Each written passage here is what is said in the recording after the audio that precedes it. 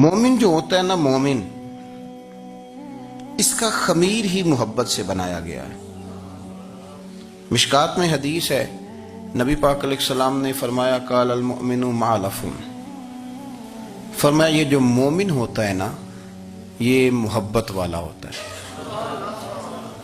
और हुजूर फरमाने लगे उस बंदे में कोई खैर ही नहीं, उसमें कोई भलाई ही नहीं जो ना मोहब्बत करे और ना उससे मोहब्बत की जाए।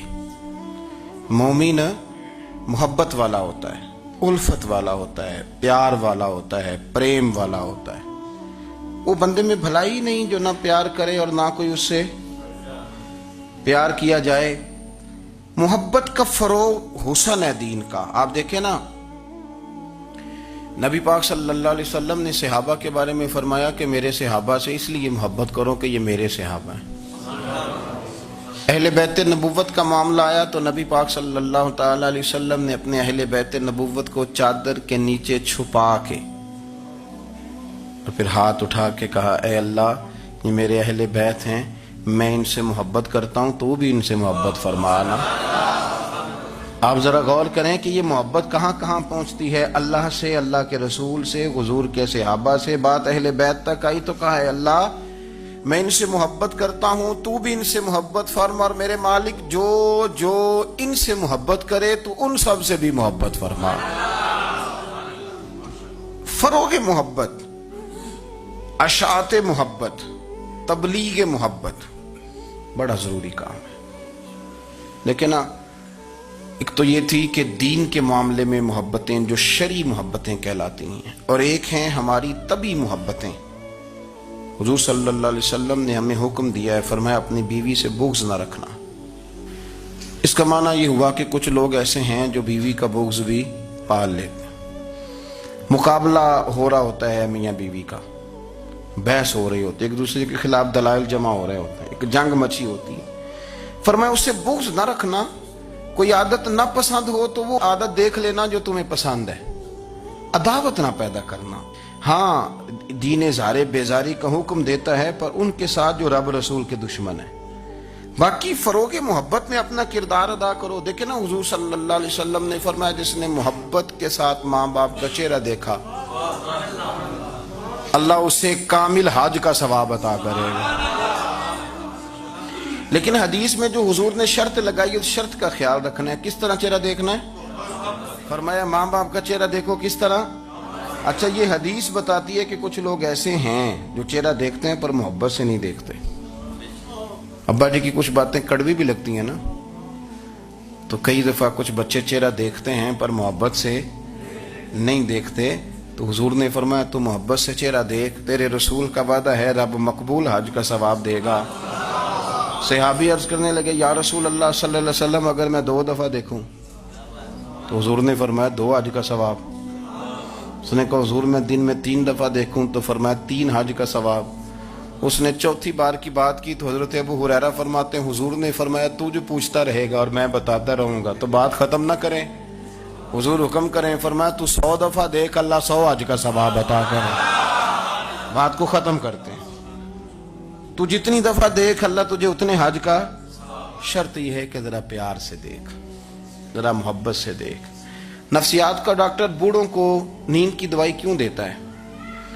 वो इसलिए देता है कि उनके बच्चे उन्हें वक्त नहीं देते। बच्चे को बहलाया जा सकता है, बूढ़े को बहलाया नहीं जा सकता। इसलिए कि जो बूढ़ा होता है ना, उसके पीछे पूरी एक दास्तान जिंदगी होती है, तारीख होती है। वो कभी किसी चीज का मालिक रहा है, सरबराह रहा है। ओल्ड हाउस पाकिस्तान में तेजी से इसलिए बन रहे हैं कि बच्चों की जो खास उल्फत थी ना माँ बाप से, वो रही नहीं। वरना अगर एक वालिद 6 बच्चों का ख्याल रख सकता था तो 6 बच्चे मिलकर एक बाप को भी तो संभाल सकते थे ना, माँ का भी ख्याल कर सकते थे ना। मोहब्बत का फरोग जब हो, आप माँ बाप को टाइम दें, उनके पास बैठें, उनके साथ थोड़ा वक्त बिताएं, सारे मामला ठीक हो जाएंगे। हमारे मुआशरे में ना तेजी से नफरत का फरोग हुआ है, नफरत का फरोग। पता है इस्लाम ने गीबत से क्यों मना किया है?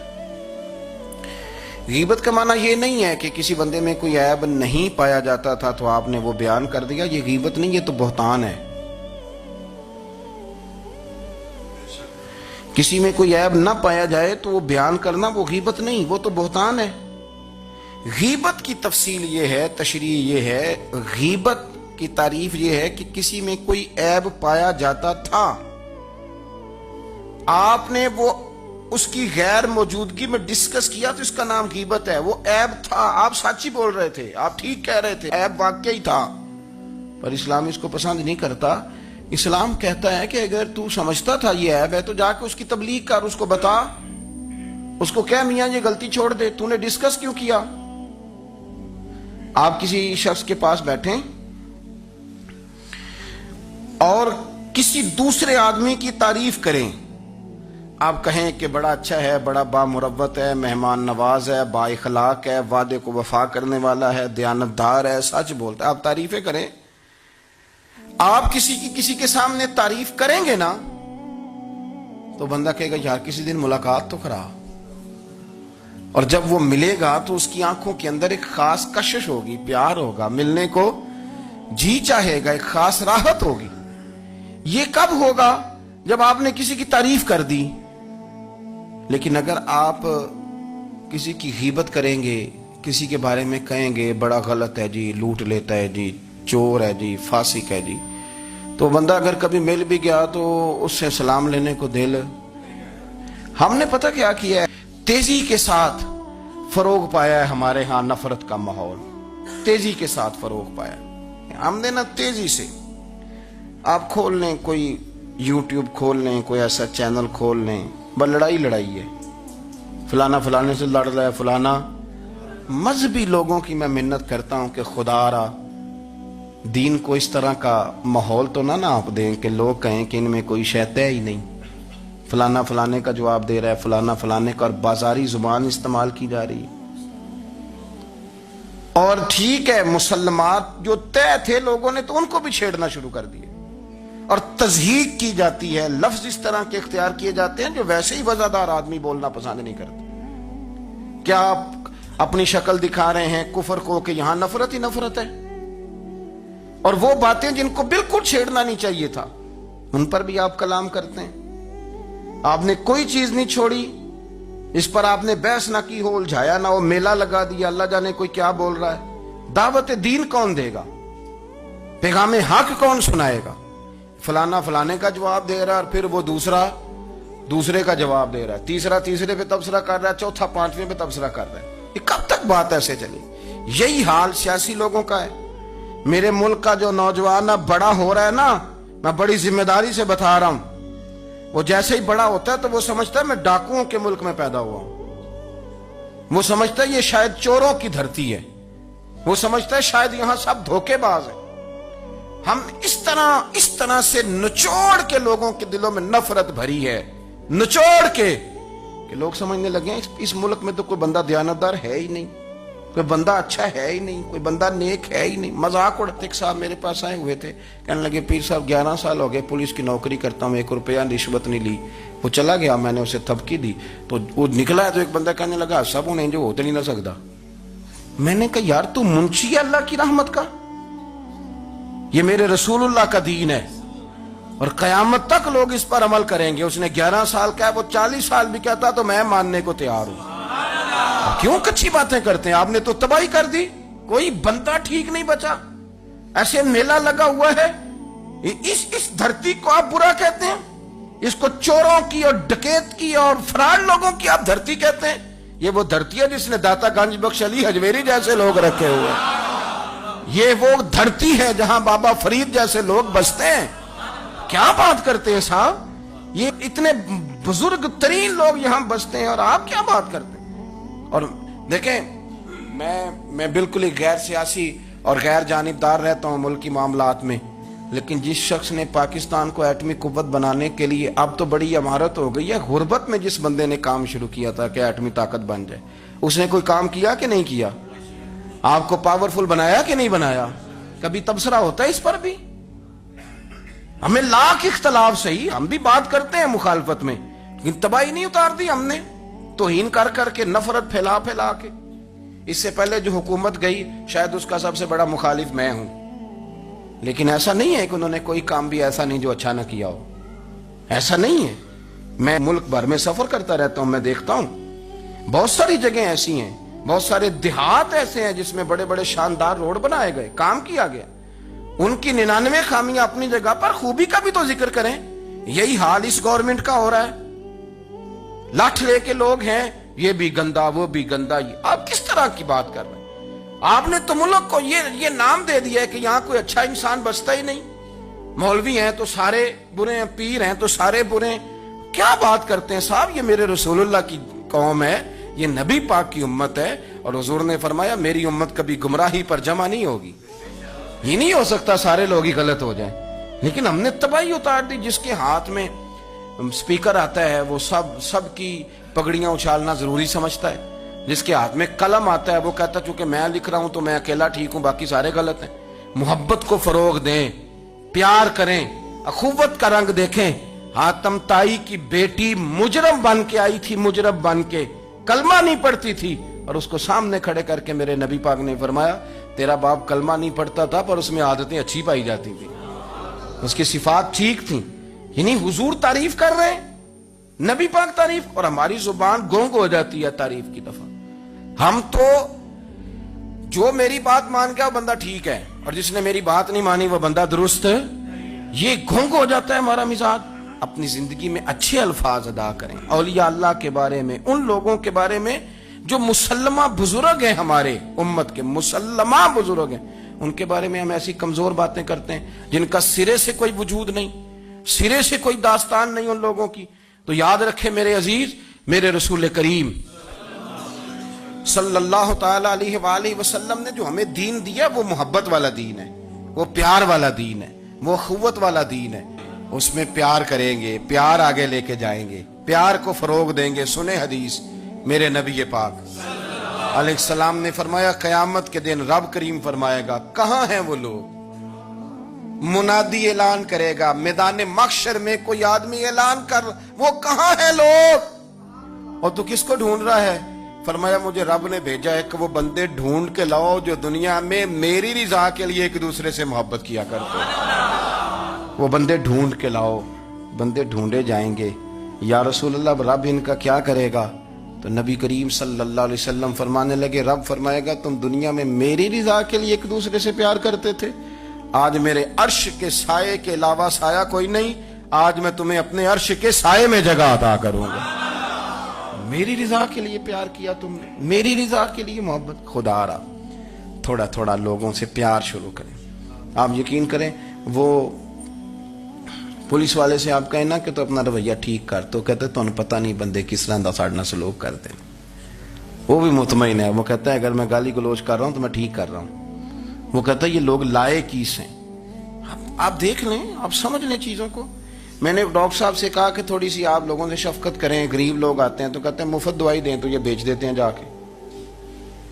ہر شخص نے ایک دوسرے کے خلاف کہانی بنا لی، نفرت کے لیے کوئی نہ کوئی پلان کر لیا، ہمیں باتیں مل گئیں، ہم نے داستان سرائی کر لی، ہم نے اپنے ذہن کو اکٹھا کر لیا۔ مجھے بتلاؤ نا یار، اگر رسول کریم صلی اللہ علیہ وسلم اور باقی انبیاء بھی قوموں کے بارے میں یہ سوچتے کہ یہ بڑے ظالم ہیں، یہ بڑے چور ہیں، یہ بڑے ڈکیت ہیں، یہ بڑے غاصب ہیں، یہ کافر ہیں، منافق ہیں، تو بھلا ہو سکتا تھا، لوگوں کا فائدہ ہو سکتا تھا۔ وہ لوگ بڑے بڑے سخت گیر تھے، پر محبوب نے فرمایا وہ جو کریں گے وہ ان کا انداز ہے، اور ہم جو کریں گے وہ ہمارے رب نے ہمارے ذمے لگا کے بھیجا ہے۔ اپنی زندگی میں تلاش کریں اور پیار کریں اور اچھے لفظوں سے لوگوں کو یاد کریں اور خوبصورت لہجہ اختیار کریں اور ٹھنڈی اور اچھی باتیں کرنے کی کوشش کریں، اللہ کی رضا کے لیے، اللہ کی رضا کے لیے، اللہ کے بندوں سے پیار۔ یارو دیکھو، عورت ہو طوائف، زندگی ساری بیت جائے گناہوں میں، لیکن میرے نبی پاک فرماتے ہیں وہ رب کی رضا کے لیے کتے سے بھی پیار کر لے تو رب اسے جنت عطا کر دیتا ہے۔ تو کتے کو پانی پلا گئی، پر پلا گئی نا اللہ کی رضا کے لیے، اسے کوئی فائدہ تو نہیں تھا نا، وہ اللہ کی رضا کے لیے پلا گئی، تو رب کریم نے اس کے سارے گناہوں کو، کسی سے پیار تو کریں، خدا را کسی سے پیار تو کریں۔ اس سال میرے گاؤں کے میلے کی بھیڑ میں جو گم ہوا وہ ایک بھکارن کا لال تھا، اس غریب کو تلاش تھی متاع خلوص کی، اور مخلوق چپ رہی کہ یہ مشکل سوال تھا۔ यार कोई शख्स ऐसा बचा ही नहीं जिससे लोग उम्मीद करें, तवक्को करें कि मुझे ये अपना कंधा देगा, मैं सर रख के रो लूंगा। कोई एक ऐसा शख्स मिला ही नहीं जिसके बारे में लोग कहें कि बड़ा मुखलिस है यार, इतनी बड़ी मेरे महबूब की उम्मत, हर हुकूमत गलत, हर शख्स गलत, हर बंदा बुरा, हर जमात बुरी, अल्लाह की रज़ा के लिए कुछ लोगों के लिए फरोग मोहब्बत का भी फरीज़ा सर अंजाम दें। कैसे लोगों को ये बात समझाई जाए। हज़रत अबू अदरीस खौलानी रदी अल्लाह ताला अन्हु ताबी हैं। हाफिज़ मुंज़री ने तरगीब व तरहीब में लिखा है, फरमाते हैं कि हज़रत अबू अदरीस खौलानी कि मैं दमिश्क की जामे मस्जिद में गया तो मैंने एक चमकदार चेहरे वाला, स्याह दाढ़ी वाला, चमकते दांतों वाला खूबसूरत नौजवान नबी पाक की हदीसें बयान करता देखा। उसके चारों जानिब हुजूर के गुलाम बैठे थे। मैंने एक शख्स से कहा, यार बड़ा हसीन चेहरा है, बड़ा ही खूबसूरत अंदाज है, कौन है बंदा? उन्होंने कहा, आप नहीं जानते, ये सहाबी रसूल हजरत मुआज इब्ने जबल है रदी अल्लाह ताला अन्हु। हजरत मुआज इब्ने जबल का इंतकाल भी कोई 40 साल की उम्र से पहले पहले हो गया था, लेकिन इन पर हुजूर का इत्माद इतना था कि हुजूर ने अपनी हयात ज़ाहिरा में गवर्नर बनाया इन्हें। सुबह चमकदार दांत, हदीसें बयान कर रहे हैं। हजरत अबू अदरीस खौलानी रदी अल्लाह ताला अन्हु कहते हैं, रश बड़ा था। मेरे दिल में ख्वाहिश हुई कि आज तो लोग ज्यादा हैं, कल आऊंगा, मुलाकात करूंगा। कहते हैं अगले दिन मैं अपनी तरफ से सबसे पहले गया, पर हजरत मुआज इब्ने जबल तो मुझसे पहले मस्जिद में मौजूद थे और वो नफल पढ़ रहे थे, अल्लाह अल्लाह कर रहे थे। तो मैंने उनके साथ सलाम ली। फरमाने लगे, कैसे आए हो? तो मैंने कहा, हुजूर कल आपको देखा है, आपकी बातें सुनी हैं, तो गोया आपका तो चेहरा सारी रात मेरी आंखों के सामने रहा है, तो मैं तो सवेरे जियारत की गर्ज से हाजिर हुआ हूँ। अल्लाह की रज़ा के लिए मुझे आप अच्छे लगे, अल्लाह की रज़ा के लिए। कोई बंदा ऐसा भी तो हो ना, कोई गरीब, कोई मिस्कीन, कोई आलिम, कोई सूफी, कोई दरवेश, कोई जाती ताल्लुक ना हो, ताल्लुक क्या हो? अल्लाह के लिए। आप मुझे अच्छे लगे। हजरत सैयदना मुआज इब्ने जबल फरमाने लगे, वाकई ऐसा ही है? अर्ज की, हुजूर बिल्कुल ऐसा ही है। तो फरमाते, मैंने चादर ली हुई थी, हजरत मुआज इब्ने जबल ने मेरी चादर को पकड़ के खींचा, फरमाया पक्की बात कर यार। मैंने कहा, हुजूर पक्की कर रहा हूं। तो फरमाने लगे, सुन फिर। मैंने नबी करीम से सुना है, रसूल करीम अलैहिस्सलाम ने फरमाया, जो दो बंदे रब की रज़ा के लिए प्यार करते आपस में, अल्लाह उन दोनों से मोहब्बत फरमाता है। सुन फिर, इसको याद रखना, अल्लाह उन दोनों से मोहब्बत करता है। हजरत अबू अदरीस खौलानी से कोई पूछता था ना कि दुनिया में जाना है तो सरमाया क्या है, तो फरमाते थे, ये जो मैंने चादर ली हुई है ना, इस चादर के अंदर मेरा वजूद है, और वजूद के अंदर मेरा दिल है, और दिल के अंदर मैंने हजरत मुआज इब्ने जबल को रखा हुआ है। मैंने वहां उनका ठिकाना बनाया हुआ है, वहां उनका ठिकाना है। ये दौर ही नुक्ताची है, कहीं चुप के बैठ जा, और जिस दिल में तू मकी है वहीं छुप के बैठ जा। इकबाल कहते हैं, जिस दिल में तू मकी है वहीं छुप के बैठ जा। दोस्तों, रसूलुल्लाह सल्लल्लाहु अलैहि वसल्लम के गुलामों ने मालिक की रज़ा के लिए लोगों से प्यार, फरोग मोहब्बत में किरदार अदा किया, और बेहतरीन किरदार। आप अपनी जिंदगी में कुछ चीजें ऐसी बनाएं जिनमें फकत अल्लाह की रज़ा के लिए मोहब्बत, खालिक की रज़ा के लिए प्यार, खालिक की रज़ा। आप यकीन करें, अगर थोड़ा थोड़ा करके हम इस मोहब्बत को फरोग दें ना अपने दिलों में, तो बहुत सारे बादल छटेंगे। हमने ना वो तेजी से दौलत को, लालच को, मैं अक्सर कहता हूं कि मियां बीवी का जो रिश्ता होता है ना, इसको अल्लाह पाक ने ना कुरान पाक में अपनी निशानियों में से एक निशानी करार दिया। इन दोनों की वजह से घर चलना है, बच्चों की परवरिश होनी है, निजाम जिंदगी। आप घर सुकून के लिए जाते हैं, इत्मीनान के लिए। आप अपने घर के अंदर जैसे भी हो, आप कहते हैं यहां मुझे कोई परेशानी, ये मेरा अपना बेड है, अपना बिस्तर है। लेकिन अगर उसी रिश्ते में जब आप बीज बोएं तो सबसे पहले दौलत का बोएं। अगर लड़के वाले ये लालच करते हैं ना, लड़की क्या लेके आएगी, तो लड़की वालों का भी लालच होता है कि लड़का कमाता क्या है। उनको भी पता होता है कि कितने पैसे लाता है, क्या कमाई है, कितना कुछ झाड़ू फेर लेता है। आपने जब बुनियाद ये रखी, मुझे दयानतदारी से बताना कि पूरा नेक हो, पूरा शरीफ हो, पूरा परहेजगार हो, लेकिन दौलत सही ना कमाता हो तो रिश्ता आसानी से हो जाता है। وہ بس سارا کچھ ٹھیک ہے، صرف کمائی تھوڑی سی کم ہے، وہ مشکل سے گزارا ہوگا. وہ کہتے ہیں نہیں جی نہیں، بھوکے تو نہیں نہ مرنا. کیوں؟ ہم نے اس کے اندر جب دولت کو شامل کر لیا، آ گئی دولت، تب جس رشتے کی بنیاد ہی دولت پہ ہوگی، وہاں آپ وفا تلاش کریں گے، وہاں آپ خلوص تلاش کریں گے، وہاں ہم للہیت تلاش کریں گے. اللہ کرے ہو جائے، لیکن وہ ہمارے مائنڈ سیٹ میں یہ بات ہوتی ہے کہ یہ جو معاملہ ہے یہ گڑبڑ ہے. اگر رضائے الہی مقصود ہو، اگر اللہ کی رضا مقصود ہو. حضرت فاطمہ بنت قیس ایک صحابیاں تھیں، انہیں طلاق ہو گئی. ان کے لیے دو رشتے آئے، ایک حضرت عبد الرحمن ابن عوف کا مالدار ترین آدمی تھے، اور ایک حضور کے غلام تھے، وہ بڑے غریب تھے، مسکین تھے. ان کے والدین کی خواہش تھی کہ عبد الرحمن ابن عوف سے شادی ہو جائے، وہ بھی تو بڑے نیک ہیں، پارسا ہیں، عشرہ مبشرہ ہیں. حضرت فاطمہ بنت قیس نے کسی بندے کی ڈیوٹی لگائی، کہنے لگی پتہ کرو نبی پاک کی رضا کیا ہے، حضور کی رضا کدھر ہے. تو پتہ چلا حضور کی خواہش غریب کی طرف ہے. تو وہ خاتون اپنے ماں باپ کو کہنے لگی میرا نا اس غریب سے رشتہ کرا دو. ہم نے کہا پتر، بیٹیوں کے بارے میں ماں باپ بڑے احساس ہوتے ہیں، ہم چاہتے ہیں کہ عبد الرحمن ابن عوف مالدار ہے تو وہ بھی تو نیک ہے نا، حضور نے دنیا میں جنت کی بشارت دی اور ان کا بڑا اعزاز ہے، حضور نے ان کے پیچھے نماز پڑھی، بڑا مرتبہ بڑا مقام والا صحابی ہے، وہ تو غریب آدمی ہے. اور پھر حضور نے حکم تو نہیں نہ دیا، خواہش کا اظہار کیا ہے. اس بی بی کے جملے بڑے شاندار ہیں. کہنے لگی آپ مجھے اللہ کی رضا کے لیے نا میرے نبی کے حوالے کر دیں، مجھے امید ہے اللہ رسول مجھے کبھی ضائع نہیں فرمائیں گے، مجھے حوالے کریں رسول کائنات. چھوڑیں کو ضروری ہے دنیا داری ہر طرف دیکھنا، کہیں کوئی کام ایسا بھی تو ہو نا جو محبت کے زور پہ ہو، جو محبت کے لیے ہو.